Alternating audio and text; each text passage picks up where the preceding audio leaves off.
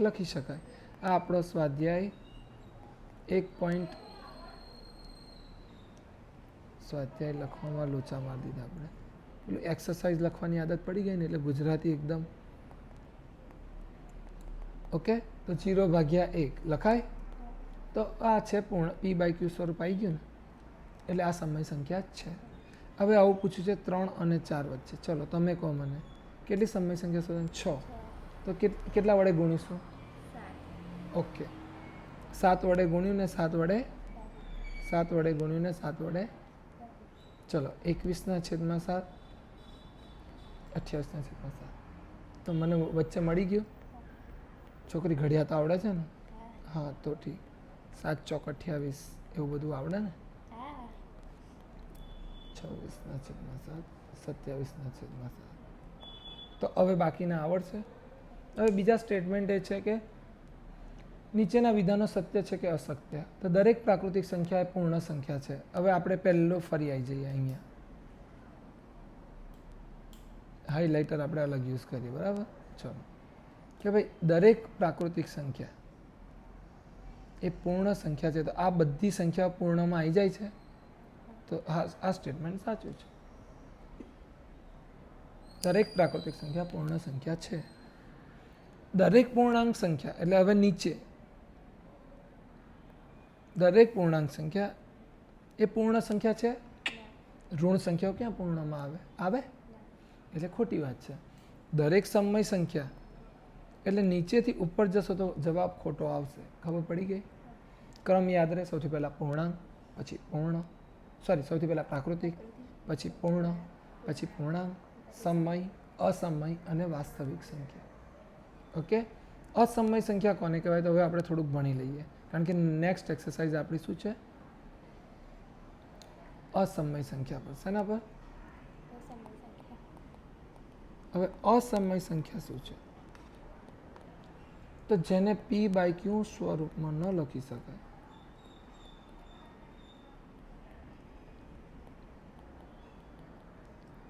તેવી સંખ્યાને અસમય સંખ્યા કહેવાય.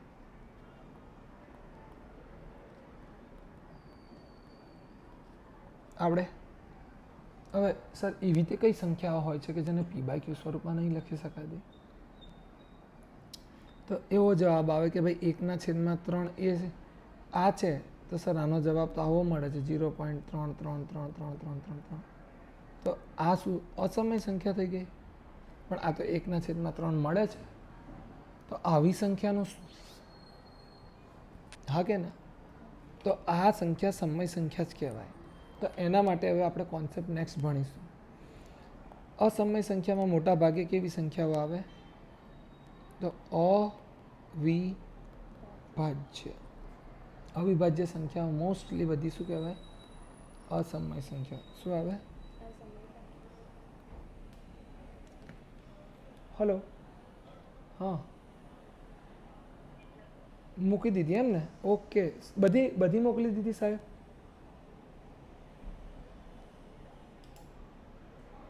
આજે કરી દીધી એ બી થઈ ગઈ એમ ને?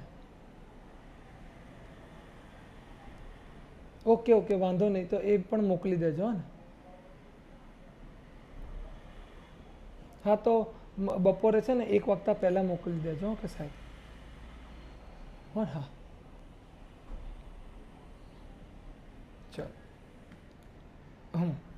બરાબર. જે રીતે વર્ગમૂળમાં 3 આ 12 એ અવિભાજ્ય સંખ્યા નથી પણ આવું લખાય વર્ગમૂળમાં. 4નું વર્ગમૂળ નીકળે ને એટલે 2 વર્ગમૂળમાં 3. વર્ગમૂળમાં 3 એ અવિભાજ્ય સંખ્યા છે. એ ચાલ્યા જ કરે, કદી ખતમ થાય નહીં. વર્ગમૂળમાં 3, વર્ગમૂળમાં 5, વર્ગમૂળમાં 7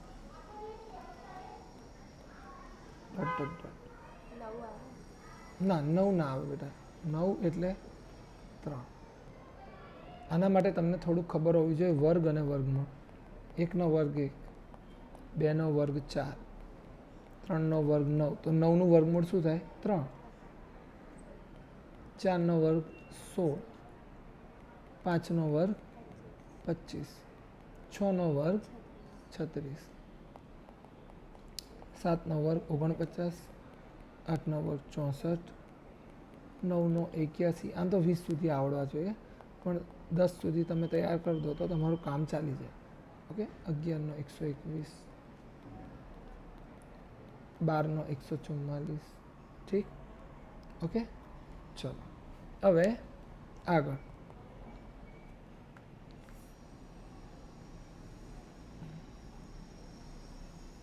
એક જ મિનિટ, એક કોલ. હવે એની અંદર જે મેં પેલી વાત કરી હતી ને કે ભાઈ 1.33333 ચાલે.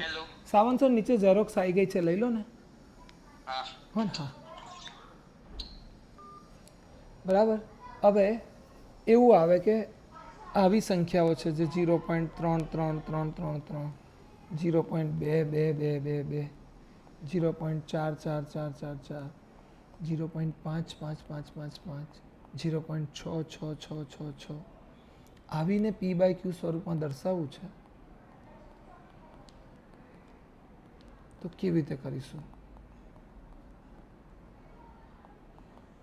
પ્રશ્ન થાય કે ભાઈ આ કેવી રીતે કરાય? ઓકે, થાય કે ના થાય કે P/Q સ્વરૂપમાં કેવી રીતે દર્શાવીશું? તો આને કહેવાય અનંત આવૃત સંખ્યા. શું કહેવાય? એ તમારા ચોપડીમાં ક્યાં છે? આવી રહ્યો. અનંત આવૃત સંખ્યા એટલે જે સંખ્યા વારંવાર પુનરાવર્તિત થતી હોય પણ અનંત રીતે, એટલે કે અનંત એટલે કન્ટિન્યુ, કદી ખતમ જ ના થાય એવી સંખ્યાને શું કહેવાય? આવૃત એટલે ફરી ફરી એની જ સંખ્યા મળે. અનંત અનાવૃત એટલે દર વખતે નવી મળે. આ અસમયના કેસમાં થશે, અસમય સંખ્યાના. ઓકે, ખબર પડે? ચલો હવે અનંત આવૃત સંખ્યા છે. આપણે એક દાખલો લઈએ પહેલો, 0.2222 ને P/Q સ્વરૂપમાં દર્શાવવું છે. ઓકે, તો કેવી રીતે દર્શાવીશું? તો પહેલાં આને ધારીશું x બરાબર 0.2222. ઓકે, હવે એક જ સંખ્યા રિપીટ થાય છે, એક જ વાર. તો હું એને લઈશ 10x બરાબર 2.2222. ઓકે, આ મારું ઇક્વેશન 1, આ મારું ઇક્વેશન 2, એટલે સમીકરણ 1, સમીકરણ 2. હવે હું લખીશ સમીકરણ 2 માંથી માઇનસ સમીકરણ 1 કરતા. ઓકે, તો 10x બરાબર 2.2222, x બરાબર, હલો, હા સર, 9 3 અને b ના અલગ હે? હા, અલગ અલગ છે. હા સોરી. ચલો ઓકે, તો હવે જો આ અનંત અનંત વાળું પદ કેન્સલ થઈ ગયું, ઉડી ગયું. 0.2222, તો પાછળનું પોઈન્ટ પછીની સંખ્યા ઉડી ગઈ. તો હું આને લખું 2. 10x માંથી x જાય, 1x જાય તો x બરાબર 2/9. આવડે? આવડે? ચલો, આ થઈ ગયો મારો પહેલો દાખલો, આ પહેલો કેસ. હવે આ રીતે તમારું હોમવર્ક, બાકીના બધા 0.333, 0.444, 0.555 આવડે? ચલો હવે આપણે પાછા જઈએ છીએ બીજા દાખલા ઉપર કે સર બે સંખ્યા રિપીટ હોય તો અનંત આવૃત તો છે,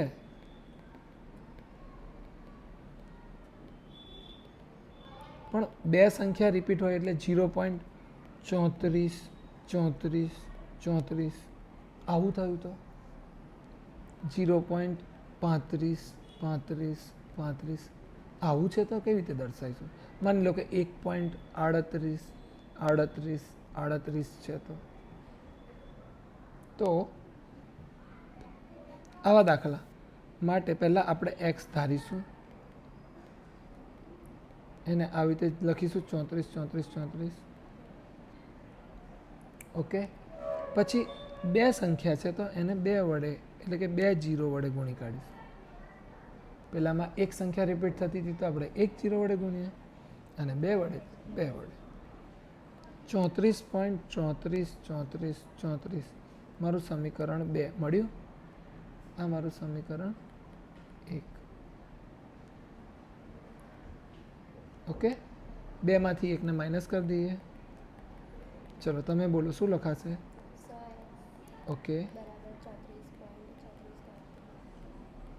ચલો અને બીજું માઇનસ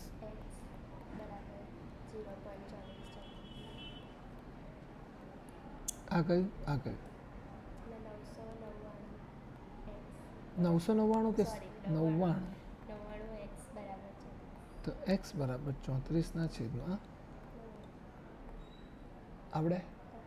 ચલો હવે એવી રીતે આ થોડાક બીજા હું હોમવર્ક આપી દીધું આ બે દાખલા. ઓકે ચલો એના પછી આવે ત્રીજો કેસ. માની લો કે 3 સંખ્યા રિપીટ થતી હોય તો વેરી ગુડ. x બરાબર અમારું સમીકરણ 1 બની જશે અને હવે કેટલા વડે 3 0 વડે એટલે આ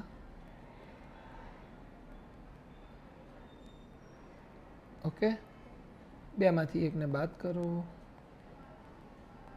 સેમ મેથડ ખ્યાલ આવે છે હવે છે કોઈ રોકેટ સાયન્સ. x બરાબર 0.358 dot dot dot dot dot. આ પાછા કશો કે સર 88 લખી દીધા. ઓકે 5 વડો 8 વડો થોડો રિસ્કી છે મારો. 999 x બરાબર 358. ઓકે 8 ને 5 13, 13 ને 3 16 એટલે આ વિભાજ્યતાની ચાવીમાં કશું ઓળતું નથી એટલે આ જ આપણો જવાબ. આવડે. ચલો હવે સર થોડુંક આની અંદર ટ્વિસ્ટિંગ હોય તો આવું ના હોય આવું બી પૂછી શકે ને કે x બરાબર 2.23 પછી 5 5 5 5 5 5 આવું હોય તો ચલો આવું હોય તો સર કે 94 94 94. અચ્છા 49 થઈ ગયું તો મારે આને થોડું ટ્વિસ્ટ કરવું પડશે. ઉભારો બીજો નંબર લઈ લો હે ને 4 પછી 54 54 54 એટલે બે સંખ્યા રિપીટ થાય તો હે ને. ચલો આપણે બે ઉદાહરણને સમજીએ. તો x બરાબર 2.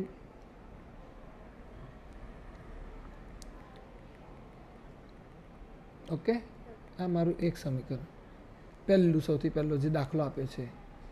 હવે બે અલગ છે ને તો પહેલાં એનો વહીવટ કરીશું 100x એટલે આ મારું મળી ગયું મને 223.555555. ઓકે હવે અનંત આવૃત એટલે 10 વડે ગુણવું પડે.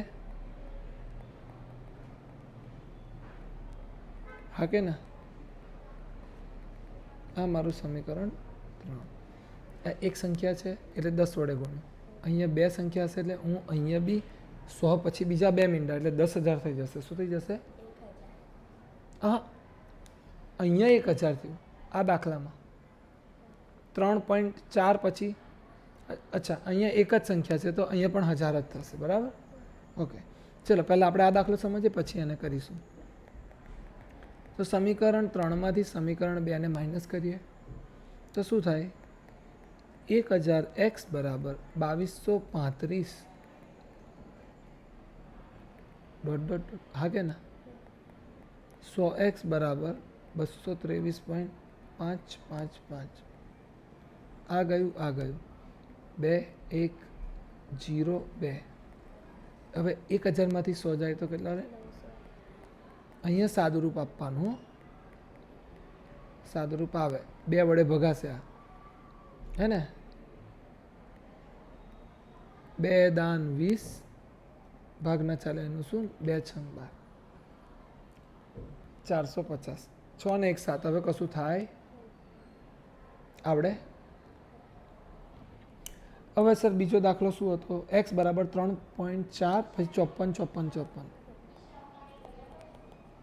x બરાબર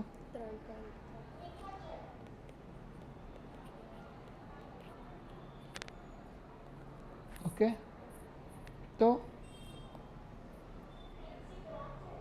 4 છે એટલે પહેલાં 10x કરીશું એટલે આ થઈ ગયું 34.54 ઓકે. હવે હું આને સમીકરણ એક નથી આપતો હવે અહીંયાથી આપવાનું ચાલુ કરું છું. હવે આ બે રિપીટ થાય છે ને એટલે હું 10 ગુણ્યા 100 એટલે 1000 થઈ ગયા. તો આ થઈ ગયા 34, 54.545454. ઓકે, હવે સમીકરણ 2માંથી એકને બાદ કરતા તો 1000x બરાબર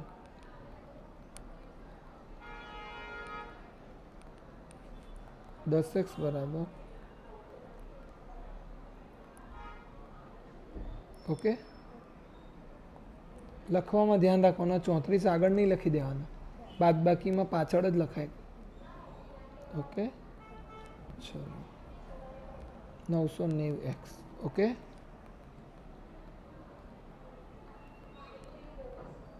જીરો જીરો ઉડી ગયા, 4 ને 3 7 ને 2 9 9. જો વિભાજ્યતાની ચાવી શું છે? 9ની વિભાજ્યતાની ચાવી ત્રણેય અંકોનો સરવાળો કરો. જો 9ના ગુણાંકમાં આવે તો તે સંખ્યા 9 વડે ભાગી જ શકાય. તો આ આવી ગયું ને, એટલે આ ભગાશે. તો 11 9 99, 9 ચોક 36 એટલે 9 તરી 27, 3 7 બચ્યા 9 8 72. ઉડી ગયું 9 9 વડે 38/11 આનો જવાબ આવે. ઓકે, સમજાય છે? ચલો, આ હવે એની એ રીતના બીજા દાખલા આવડશે. હવે આવે છે આપણી ભૌમિતિક આકૃતિ. આજે આપણે ક્યાં સુધી રાખવું છે? હજુ આપણી જોડે 10 મિનિટ છે, 17 મિનિટ છે આમ તો, હે ને? તો 17 મિનિટ ખેંચીએ, જેટલું ખેંચાય એટલું. અચ્છા, દશાંશ અભિવ્યક્તિ એટલે શું? ચલો સ્વાધ્યાય જોઈ લઈએ. દશાંશ અભિવ્યક્તિ પછી આપણે સંખ્યા રેખા જોઈએ ને, પેલા વર્ગ અસમય સંખ્યાઓને સંખ્યા રેખા ઉપર કેવી રીતે દર્શાવાય. દશાંશ અભિવ્યક્તિ પહેલાં સમજીએ કે હું લખું 36/100, એટલે પોઈન્ટમાં લખું ને એને દશાંશ અભિવ્યક્તિ કહેવાય. આપણો પહેલો દાખલો કમ્પ્લીટ થઈ ગયો. ઓકે, હું કહું 1/11, તો પહેલાં 0 ભાગના ચાલે એનું 0, હજુ ભાગના ચાલે એનું 0, 11 9 99, પાછું 1 આવ્યું, પાછો ભાગના ચાલે એનું 0. ઓકે, ભાગના ચાલે એનું 0, 11 9 99. આવું ચાલતું જ રહેશે, 0 9 0 9 0 9. ઓકે, તો આ અનંત આવૃત કહેવાય. શું કહેવાય? દર વખતે મને અલગ અલગ જવાબ મળે તો એવી રીતે આ તમને બધા શોધતા આવડી જશે. ગભરામણ ક્યાં થાય? તો આ 329/400 વાળા દાખલામાં કેવી રીતે કરીશું? કશું નહીં, જો વૈદિક ગણિતનો થોડોક ઉપયોગ કરવાનો. 4 × 100 લખાય. તો હવે હું શું કરીશ? 329/4, 8 ચોક 32, 4 દુ 8, પોઈન્ટ આવ્યો 4 દુ 4 પંચા 20. તો મારો જવાબ શું આવ્યો? 82.25. પણ શું આ જવાબ છે? હજુ આ 100 બાકી ને, ભાગ્યા 100. હવે છેદમાં 100 હોય તો પોઈન્ટ કઈ બાજુ જાય? ડાબી બાજુ. ક્યાં જાય? આ 2 0 છે તો 1 અને 2, એટલે આ સંખ્યા શું થઈ ગઈ? ચાલો, ઓકે, આ જવાબ આવે. તો આને શું કહેવાય? હા, આ પોઈન્ટ બેટા હટી ગયો ને, 2 આ બાજુ જતો. 2 સંખ્યા 2 0 છે એટલે 2. માની લો કે 5/10 છે તો 0.5. હું લખું 5/100 છે તો 0.05.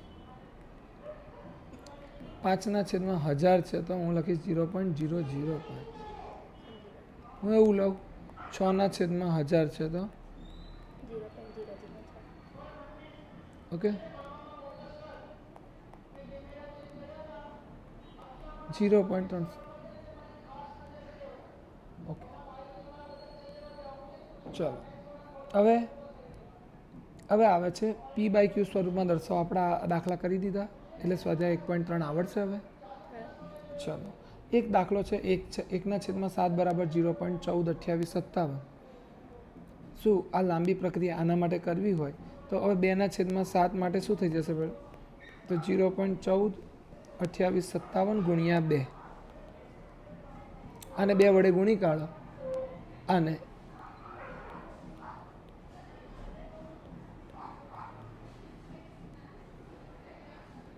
2 દુ 4 ને 1 5, 4 દુ 8 અને 2. તો આ 2 માટે આવી ગયો. 3/7 એટલે આને 3 વડે ગુણી કાઢો. આવડે? 4 વડે ગુણી કાઢો, 5 વડે, 6 વડે, તો આપણને દશાંશ અભિવ્યક્તિ મળી જશે. ક્લિયર? હવે આપણે આવે છે કરણી. શું આવે છે? કરણી. કરણીને છેદનું સમયીકરણ કહેવાય છે. શું કહેવાય છે? શેનું? તો છેદનું સમયીકરણ. ઓકે, તો હવે છેદનું સમયીકરણ શું છે? તો 2 વર્ગમૂળમાં 5 વત્તા 5 વર્ગમૂળમાં 3. આવો દાખલો છે. તો આપણે પહેલાં અસમય સંખ્યાના સરવાળા શીખી લઈએ. શું લઈએ? તો અસમય સંખ્યાના સરવાળા બાદબાકી કેવી રીતે થાય? તો જો 2 વર્ગમૂળમાં 2 વત્તા 5 વર્ગમૂળમાં 3 વત્તા વર્ગમૂળમાં 2 ઓછા 3 વર્ગમૂળમાં 3 આ સંખ્યાનો સરવાળો કરવો છે. તો એક નિયમ યાદ રાખવાનો કે જે વર્ગમૂળમાં સરખા છે ને એમાંથી એક ઉમેરાશે ને બાદ થશે. શું છે ભાઈ? बेटा પછી है ना, પછી डाउट बेटा अभी क्लास चल रहा है ना, 15 मिनट, ठीक है, फिर आप आ जाओ. हाँ चलो, तो अब અહીંયા જો 2 વર્ગમૂળમાં 2 વત્તા વર્ગમૂળમાં 2 5 વર્ગમૂળમાં 3 ઓછા 3 વર્ગમૂળમાં 3. તો જે વર્ગમૂળવાળા જે હતા અસમય સંખ્યાઓ એને જોડે લખવાની. 2 અને 1 કેટલા થાય? તો આ 3 અને 5માંથી ઓકે, પછી પાછું બાદ નહીં કરવાનું. કેમ? કેમ કે આ વર્ગમૂળમાં 2 છે ને વર્ગમૂળમાં 3 બાદ થાય. આ આપણો જવાબ. આવડે? ક્લિયર? ઓકે, ચલો નીચે. હા, હું કહી દઉં છું. હા મેડમ, હું તમારું કરી દઉં છું. રેકોર્ડિંગ બી ચાલુ છે મેડમ, હું કરી દઉં છું. बोल, वो वहाँ पे ही पड़ी है बेटा. नहीं बाहर, हाँ कबाट में पड़ा. ओके चलो અહીંયા જો બેટા. હવે આ જ વસ્તુનો ગુણાકાર હોય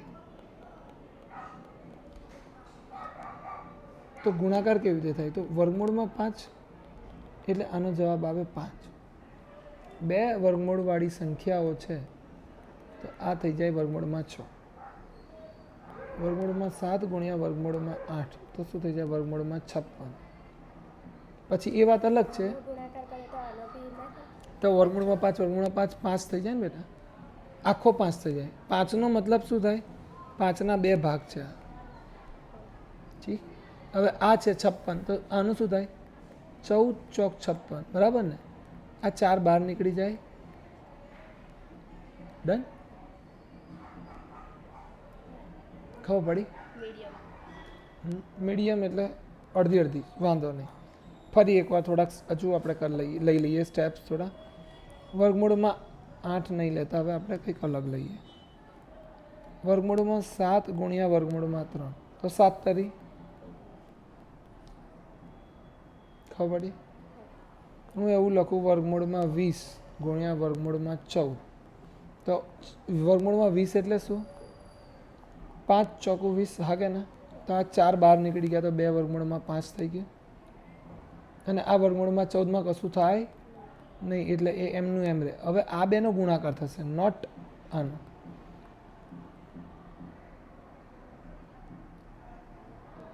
બે વર્ગમૂળમાં 70.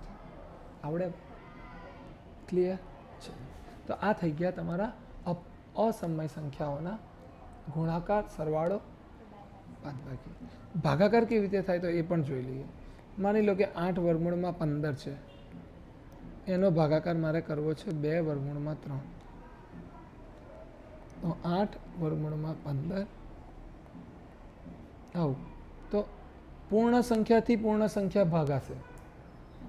2 ચોક 8 અને 3 પાંચું તો જવાબ શું આવ્યો? ઓકે, હજુ એક એક્ઝામ્પલ લઈ લઈએ. ના એ બહાર જ છે બેટા, એટલે જ મેં કીધું પૂર્ણ સંખ્યા છે. અંદર હોત તો આપણે અડધા લખતા. ઓકે, હું લખું 32 વર્ગમૂળમાં 2 ભાગ્યા 16 વર્ગમૂળમાં 4 તો શું થશે 16 દુ 32 2 દુ 4 તો 2 છેદમાં વર્ગમૂળમાં 2 આવું આવ્યું. તો હવે જો 2 એટલે શું લખાય આવું લખાય આ ગયું જવાબ શું આવ્યો સમજણ પડે. ચલો તો આ થઈ ગયા તમારા સમય સંખ્યાઓ અસમય સંખ્યાઓના ગુણાકાર ભાગાકાર સરવાળો અને બાદબાકી. ઓકે ચલો હવે આપણો છેલ્લો ટોપિક છે અને એના પછી આપણે પેલું આકૃતિ ભૌમિતિક આકૃતિવાળું બીજામાં જોઈશું. બરાબર અત્યારે 8 જ મિનિટ બાકી છે એટલે હવે આપણે તો આના કુછ નિયમો છે.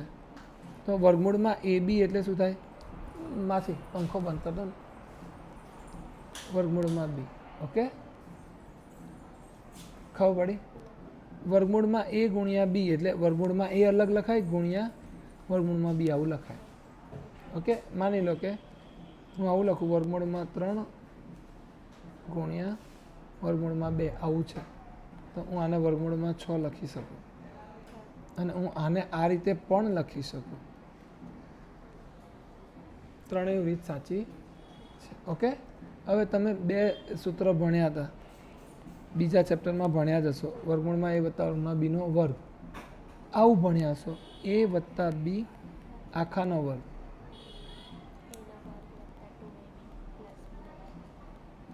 તો આનું હવે હું અહીંયા એની જગ્યાએ આ લખું વર્ગમૂળમાં એનો વર્ગ વત્તા વર્ગમૂળમાં એ વર્ગમૂળમાં બી વત્તા વર્ગમૂળમાં બીનો વર્ગ તો ચાલે.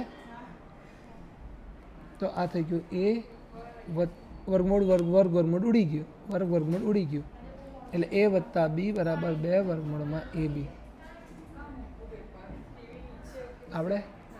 ચલો તો એ જ રીતે અહીંયા છે. ઓકે પણ મેડમ તમારી જોડે જ રાખો ને. હા હા ઓકે વર્ગમૂળમાં એ ભાગ્યા વર્ગમૂળમાં બી ખબર પડી. હા હા હા વર્ગમૂળમાં એ બાય બી વર્ગમૂળમાં એ ભાગ્યા વર્ગમૂળમાં બી. ઓકે તો જો હવે અહીંયા હું એવું લખું વર્ગમૂળમાં 3 વર્ગમૂળમાં 2 તો હું આને આવી રીતે પણ લખી શકું વર્ગમૂળમાં 3 ભાગ્યા વર્ગમૂળમાં 2 લખાય. ઓકે ચાલ હું એવું કહું કે વર્ગમૂળમાં 2 વત્તા વર્ગમૂળમાં 3 કૌંસમાં વર્ગમૂળમાં 2 ઓછા વર્ગમૂળમાં 3 આવું હોય તો આ થઈ ગયું વર્ગમૂળમાં એ વત્તા વર્ગમૂળમાં બી વર્ગમૂળમાં એ ઓછા વર્ગમૂળમાં બી તો એ વત્તા બી એ ઓછા બી આવું કંઈક ભણ્યા છો તો શું થાય એ સ્ક્વેર માઇનસ બી સ્ક્વેર. હા કે ના.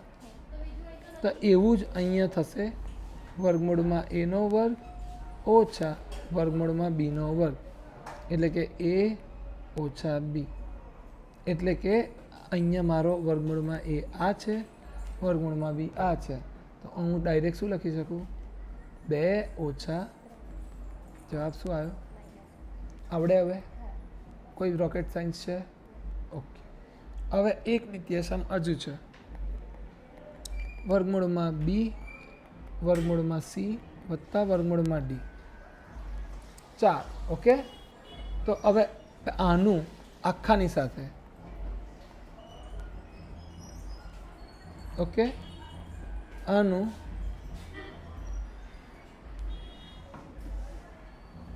હેંગ થઈ ગયું કહેવાય એને શું કહેવાય. ચલો કશો અહીંથી લખીએ ગયું બેકઅપ નહીં આવ્યું હોય એટલે. ચલો વર્ગમૂળમાં એ વત્તા વર્ગમૂળમાં બી વર્ગમૂળમાં સી વત્તા વર્ગમૂળમાં ડી તો શું થાય વર્ગમૂળમાં એનું આખા કૌંસ સાથે હા સુકાઈ જશે વત્તા વર્ગમૂળમાં બી. ઓકે ખ્યાલ આવ્યો. હવે આનું આની સાથે આનું આની સાથે આનું આની સાથે તો શું થશે વર્ગમૂળમાં બોલો તો A D B C B D. Okay આવડે ઇઝી છે. ચલો આ થઈ ગયો બધા સમીકરણ આપણા જેટલા પણ નિત્ય સમો 9મા ધોરણમાં ભણવાના આવે છે એ પૂરા થઈ ગયા. હવે એક પોઈન્ટ આવે છે છેદનું સમયીકરણ.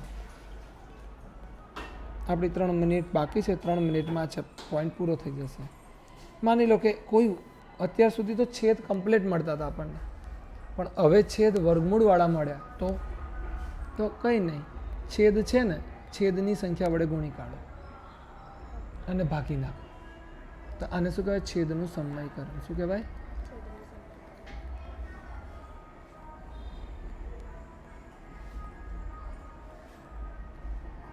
એકના છેદમાં વર્ગમૂળમાં 2. આ જવાબ આવે. પણ આપણે આ જવાબ રાખવાનો. કેમ આ જવાબ? કારણ કે આપણને છેદ ક્યારે અસમય સંખ્યા જોઈએ નહીં. સમજાય બેટા? ચલો હવે બીજો દાખલો. 2 વર્ગમૂળમાં 7. આ સ્વાધ્યાયનો જ કરાવી લઉં છું. ઓકે, તો આ વર્ગમૂળ 7 ઉડી ગયો, તો મને જવાબ મળી ગયો 2/7. ઓકે, ચલો હવે આવું છે 1/. તો હવે શું કરીશું? અત્યાર સુધી તો સિંગલ હતા. ઓકે, તો ઓછા હોય તો વત્તા વડે ગુણી કાઢો. શું કરવાનું?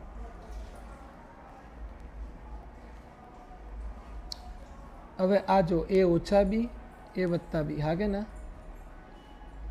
a ઓછા b ડન. તો a² - b², એટલે આપણે વર્ગમૂળવાળું છે તો 2નો વર્ગ થશે અને વર્ગમૂળમાં 5નું શું થઈ જશે? વર્ગમૂળ ઉડી જશે એટલે 5. 4માંથી 5 જાય તો કેટલા રહે? તો આનો જવાબ શું આવી ગયો? આપણે કા થઈ ગયું. તો આ આપણું સંપૂર્ણ ચેપ્ટર ઓલમોસ્ટ 95% પૂરું થઈ ગયું. 5%માં આપણું શું બાકી રહ્યું? હજુ ઘાત અને ઘાતાંકવાળા જે સૂત્રો છે એ બાકી રહ્યા. તો એ આપણે ફરી ક્યારેક કરી લઈશું. ઓકે, ચલો ઠીક છે. કોઈ ડાઉટ હોય તો બોલ. શું કહો? 1:30 થી 2:15 હું નથી ફ્રી, પણ આપણે એડજસ્ટ કરી લઈશું. હે ને?